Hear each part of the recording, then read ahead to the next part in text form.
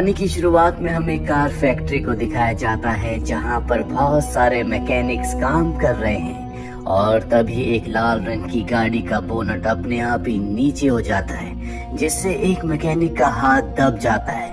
अब उसी कार में एक दूसरा मैकेनिक जाता है जो सिगार पी रहा है और वो जानबूझकर कार की सीट पर सिगार की राख को गिरा देता है। कुछ देर के बाद जब सब यहाँ से चले जाते हैं तो सुपरवाइजर देखता है कि लाल रंग की कार की लाइट अब भी जल रही है और जब वो कार के पास जाता है तो देखता है कि उसके अंदर एक मैकेनिक की डेड बॉडी है। ये वही मैकेनिक है जिसने अपने सिगार की राख को कार की सीट पर गिराया था। यहाँ से कहानी 28 साल आगे जाती है जहाँ पर हमें अर्नी और डेनिस को दिखाया जाता है। आज हाई स्कूल में इनका पहला दिन है और जब ये स्कूल से लौट रहे होते हैं तभी अर्नी देखता है कि एक घर के बाहर लाल रंग की कार है जिसकी हालत बहुत ज्यादा खराब है। कार को देखकर लगता है कि हाल ही में उसका एक्सीडेंट हुआ है। अर्नी को ये कार बहुत पसंद आती है। वो कार के अंदर बैठ जाता है और तभी उस घर का मालिक आता है जो बताता है कि ये कार उसके भाई की है। कुछ ही दिन पहले उसका एक्सीडेंट हुआ था जिसमें उसकी मृत्यु हो गई। अर्नी कहता है कि ये गाड़ी मुझे बहुत पसंद है। वो कहता है कि तुम ये गाड़ी मात्र $250 में ले सकते हो। ये सुनकर अर्नी बहुत खुश हो जाता है। दरअसल उसके पास उसकी पॉकेट मनी के जमा किए हुए पैसे हैं और उन्हीं पैसों से वो इस कार को खरीदना चाहता है। हालांकि डेनिस उसे मना भी करता है। वो कहता है कि इस कार की हालत बहुत ज्यादा खराब है, लेकिन वो डेनिस की बात नहीं मानता और कार खरीद लेता है। जिसके बाद वो कार लेकर अपने घर जाता है। इस पर उसकी मॉम को बहुत गुस्सा आता है। उसकी मॉम कहती है कि इस कार को हम अपने घर पर रखने की इजाजत नहीं देंगे और अब मजबूरी में उसे पास ही के गैराज में जाना पड़ता है जहाँ का ओनर बहुत ज्यादा रूड होता है। वो उससे बिल्कुल अच्छे से बात नहीं करता, लेकिन इन दोनों के रिक्वेस्ट करने पर वो कार को गैराज में रखने की इजाजत दे देता है। अब अगले दिन अर्नी जब स्कूल जाता है तो स्कूल का एक लड़का जो सबको परेशान करता है वो अर्नी को बुली कर रहा होता है। तभी वहाँ पर डेनिस आ जाता है। वो कहता है कि अर्नी का लंच वापस लौटा दो। ये सुनकर वो अर्नी का लंच नीचे गिरा देता है और उसके ऊपर अर्नी को भी, जिससे अर्नी का चश्मा गिर जाता है। वो लड़का अपने पैरों से अर्नी के चश्मे को तोड़ देता है। डेनिस अपने दोस्त की मदद के लिए उस पर हमला करता है, लेकिन उसके साथ और भी बहुत सारे लड़के होते हैं जो डेनिस के ऊपर हमला कर देते हैं। लेकिन तभी वहाँ पर टीचर आ जाता है। डेनिस बताता है कि इस लड़के ने हमारे ऊपर चाकू से हमला करने की कोशिश की। टीचर जब उसकी तलाशी लेता है तो उसके पास चाकू मिल जाता है, जिसके बाद उसे स्कूल से निकाल दिया जाता है। वही अर्नी स्कूल के बाद हमेशा गैराज में जाकर अपनी गाड़ी को ठीक करने की कोशिश करता है। उसे गाड़ियों के बारे में अच्छी खासी नॉलेज है, लेकिन उसे अपनी गाड़ी के लिए बहुत सारे पार्ट्स की जरूरत है। गैराज का मालिक कहता है कि तुम यहाँ से पार्ट्स ले सकते हो, लेकिन इसके बदले तुम्हें मेरी गैराज के काम में मदद करनी होगी। अर्नी उसकी बात मान जाता है और अब वो दिन रात अपनी गाड़ी को ठीक करने में लग जाता है। दरअसल अर्नी को पता ही नहीं चला कि उसे कब इस गाड़ी के साथ ऑब्सेशन हो गया। वो कई दिनों से डेनिस से नहीं मिला होता और जब डेनिस अर्नी से मिलने जाता है तो देखता है कि उसके हाव भाव पूरी तरह से बदल चुके हैं। वो अर्नी जो पहले बहुत डरपोक हुआ करता था, अब वो अपनी चाल ढाल से बहुत ब्रेव लग रहा होता है। डेनिस अब अर्नी की मॉम से बात करता है। अर्नी की मॉम डेनिस को बताती है कि मैं उस कार को लेकर बहुत चिंतित हूँ। मैंने कार के बारे में पता किया था। इसका जो पिछला ओनर था उसकी इसी कार में दम घुटने की वजह से मृत्यु हो गई थी और अब डेनिस उस आदमी से मिलने जाता है जिससे अर्नी ने इस कार को खरीदा है। वो कार के बारे में उसके भाई के बारे में पूछता है। वो बताता है कि जब मेरे भाई ने इस कार को खरीदा तो दिन रात सिर्फ इसी कार के बारे में सोचा करता था, जिसके बाद उसका एक्सीडेंट हो गया। जिस एक्सीडेंट में उसके साथ उसके परिवार की भी मृत्यु हो गई। लेकिन मैं ये देखकर हैरान था कि ये कार अपने आप ही मेरे घर के बाहर आकर खड़ी हो गई। ये सुनकर डेनिस बहुत ज्यादा डर जाता है। वो अर्नी से मिलने के लिए गैराज जाता है, लेकिन अर्नी वहाँ पर नहीं होता। वो देखता है कि अर्नी ने कार को पूरी तरह से ठीक कर दिया है। वो कार का दरवाजा खोलने की कोशिश करता है, लेकिन दरवाजा नहीं खुलता, बल्कि अपने आप ही उसका रेडियो ऑन हो जाता है। ये देखकर वो डर कर वहाँ से भाग जाता है। अगले दिन स्कूल में फुटबॉल मैच होता है, जिसमें टेनिस भी पार्टिसिपेट कर रहा होता है। और तभी वो देखता है कि अर्नी अपनी कार से वहाँ पर आया। उसके साथ स्कूल की सबसे सुंदर लड़की ली भी है, जिसे हर कोई अपनी गर्लफ्रेंड बनाना चाहता है। वो सबके सामने अर्नी को किस करती है, जो देखकर टेनिस हैरान हो जाता है। उसका ध्यान खेल से हट जाता है और तभी एक दूसरा प्लेयर उसे धक्का देता है, जिससे वो गिरकर बेहोश हो जाता है। जब उसे होश आता है तो उसकी गर्दन पर चोट आई होती है। अर्नी उससे मिलने के लिए आता है। अर्नी अब पूरी तरह से बदल चुका है। पहले वो बहुत डरपोक हुआ करता था, जो हर किसी की बात मान जाता था, लेकिन अब वो बहुत ब्रेव हो चुका है। अगले दिन अर्नी जब ली के साथ कार में होता है तो ये दोनों के दोनों बहुत क्लोज आ जाते हैं। ली कार से उतर जाती है। अर्नी उसे मनाने के लिए कार से बाहर आता है। ली कहती है कि तुम मुझसे ज्यादा इस कार से प्यार करते हो। अर्नी कहता है कि नहीं, तुम मेरी जिंदगी में बहुत खास हो। बाहर बारिश हो रही है, हमें कार के अंदर जाना चाहिए। और ये एक बार फिर से कार के अंदर आ जाते हैं, लेकिन तभी कार की विंडशील्ड का जो वाइपर होता है वो अपने आप ही ऑन हो जाता है, जिसे चेक करने के लिए वो कार के बाहर जाता है। और तभी कार के अंदर ली जो कुछ खा रही होती है, वो देखती है कि कार का रेडियो अपने आप ही ऑन हो गया। कार से बहुत तेज रोशनी निकल रही है और जो खाना वो खा रही थी वो उसके गले में अटक जाता है, जिससे उसका दम घुटने लगता है। अर्नी डोर खोलने की कोशिश करता है, लेकिन डोर नहीं खुलता। डोर अपने आप ही लॉक हो चुका है, लेकिन ली किसी तरह से डोर खोल देती है, जिसके बाद एक आदमी उसे बाहर निकालता है और उसके गले में अटके हुए खाने को निकाल देता है, जिससे ली की जान बच जाती है। दरअसल कार के बारे में जो कोई भी गलत बोलता है, कार उसे अपने रास्ते से हटा देती है। और इस बात का एहसास ली को हो चुका है। इसीलिए जब अर्नी उसे घर पर छोड़ता है तो वो कहती है कि अब मैं तुमसे कोई वास्ता नहीं रखना चाहती, क्योंकि जब भी ये दोनों कार में होते हैं तो कुछ न कुछ गड़बड़ हो जाती है। साथ ही अब उसका ये मानना भी है कि कार ने उसे मारने की कोशिश की, लेकिन अर्नी को लगता है कि उसके दिमाग पर गहरा असर पड़ा है, इसीलिए वो इस तरह की बातें कर रही है। अर्नी कहता है कि मैं तुमसे कल मिलने के लिए आऊंगा। इसके बाद वो कार लेकर गैराज जाता है, जहाँ पर वो कार को पार्क करके अपने घर चला जाता है। अर्नी के जाने के बाद स्कूल का वही लड़का वहाँ पर आता है, जिसे अर्नी की वजह से स्कूल से निकाल दिया गया था, और वो अपने साथियों के साथ अर्नी की कार को पूरी तरह से तोड़ देता है। अगली सुबह अर्नी ली से मिलने जाता है। वो ली को मनाकर गैराज ले आता है। वो देखता है कि उसकी कार को किसी ने तोड़ दिया है।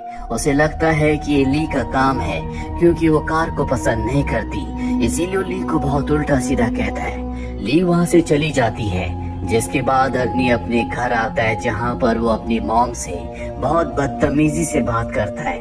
जब उसके पिता इसका विरोध करते हैं तो वो उनका भी कॉलर पकड़ लेता है। और अब अर्नी घर से निकलकर वापस गैराज आ जाता है, जहाँ पर वो तय करता है कि वो कार को एक बार फिर से ठीक करेगा। और अगले पल उसकी आंखों के सामने कार खुद ब खुद ठीक होना शुरू हो जाती है, जो देखकर उसे विश्वास नहीं होता।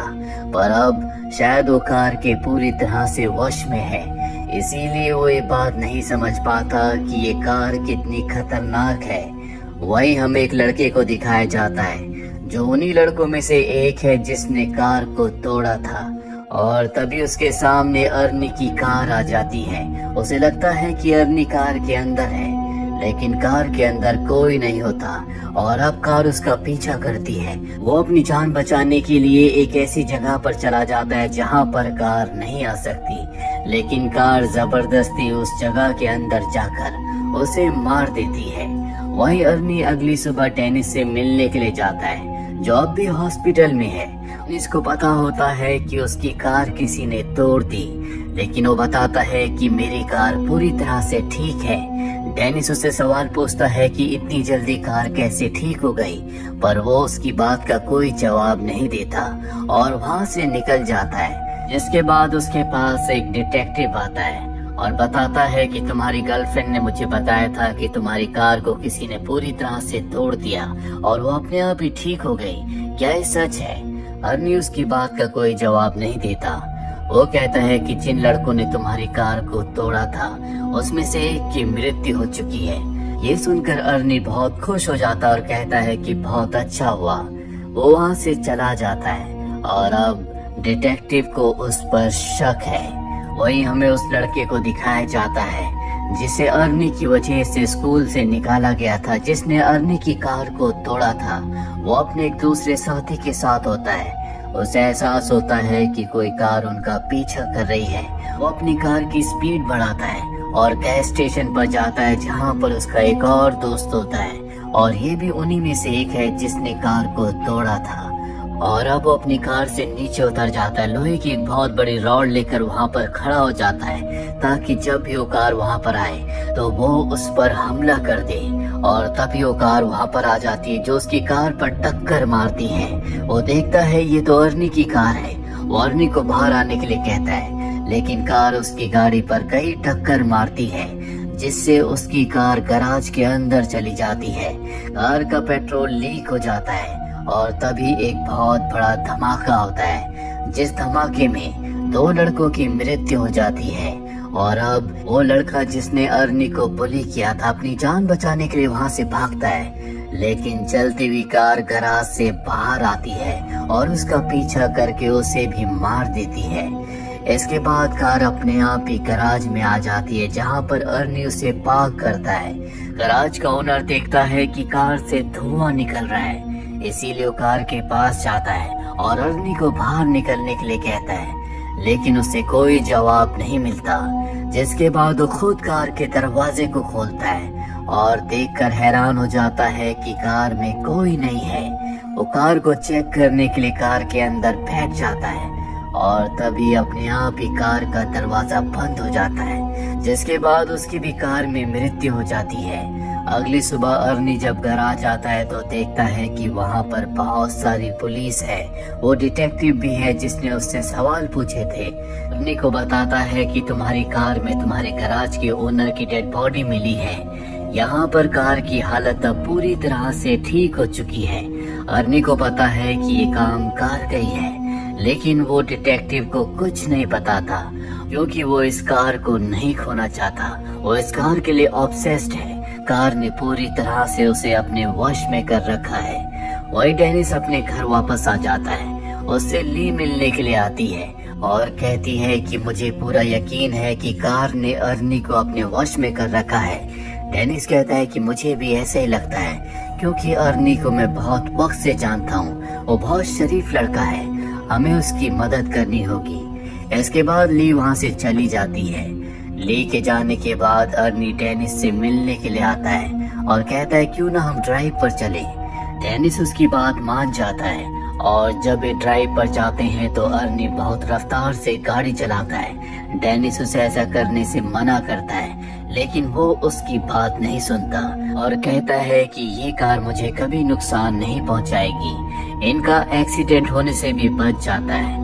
डेनिस को समझ में आ चुका है कि अर्नी पूरी तरह से अपना दिमागी संतुलन खो बैठा है, इसीलिए वो अगले दिन अर्नी को गैराज में मिलने के लिए बुलाता है जहाँ पर वो ली के साथ जाता है।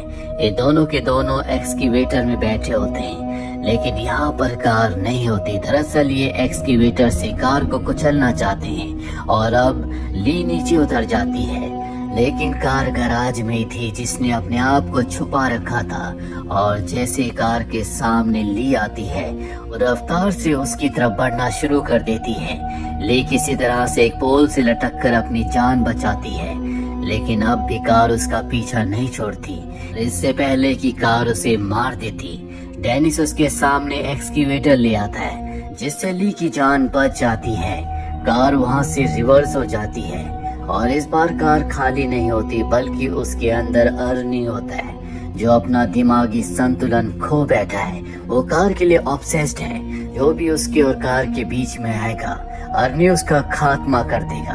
और अब वो एक बार फिर से एक्सकेवेटर के सामने अपनी कार को ले आता है जो पूरी तरह से ठीक हो चुकी है। लेकिन यहाँ पर डेनिस जो कि एक्सकेवेटर के अंदर बैठा होता है, उसका एक्सकेवेटर अपने आप ही बंद हो जाता है। वो उसे स्टार्ट करने की कोशिश करता है लेकिन एक्सकेवेटर स्टार्ट नहीं होता और अब ली को मारना चाहता है, इसीलिए कार लेकर वो उसका पीछा करना शुरू कर देता है। ली अपनी जान बचाने के लिए कमरे के अंदर चली जाती है।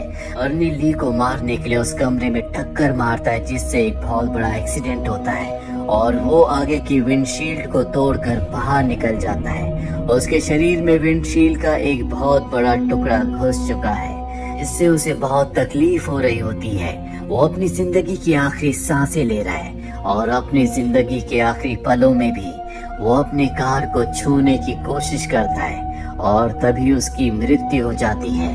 और अब कार का अगला शिकार ली है और रिवर्स गियर में उसे मारने की कोशिश करती है। ली वहाँ से हट जाती है और कार एक पोल में फंस जाती है। वही डेनिस एक्सकेवेटर को ऑन करने में कामयाब हो जाता है। वो एक्सकेवेटर को लेकर कार के पास आता है और उसे कुचलना शुरू कर देता है। मौके का फायदा उठाकर ली भी उस एक्सकेवेटर के ऊपर आ जाती है और अब जब वो अपने एक्सकेवेटर से कार को कुचल रहा होता है तो बार बार अपने आप को खुद ही रिपेयर करने की कोशिश करती है, लेकिन डेनिस उसे मौका नहीं देता और पूरे एक्सकेवेटर को कार के ऊपर चढ़ा देता है जिससे कार की शक्तियां पूरी तरह से खत्म हो जाती है। अगले सुबह में दिखाया जाता है जहां पर डिटेक्टिव ने उस कार को पूरी तरह से क्रश करवाकर एक जंक यार्ड में फेंक दिया होता है। यहाँ पर डेनिस और ली भी ये सब कुछ देख रहे होते हैं। ये तीनों के तीनों यहाँ से चले जाते हैं और इनके जाने के बाद वहाँ पर एक वर्कर आता है जो देखता है कि गाड़ी का एक पार्ट अपने आप ही हिल रहा है, जिसका मतलब ये है कि उस गाड़ी में अब भी शैतानी ताकतें हैं और वो एक बार फिर से अपने आप को ठीक कर सकती है। इस फिल्म की कॉपी बॉलीवुड में बन चुकी है। अगर आपको उस फिल्म का नाम पता है तो कमेंट बॉक्स में जरूर लिखें। उम्मीद करते हैं कि ये कहानी आपको पसंद आई होगी।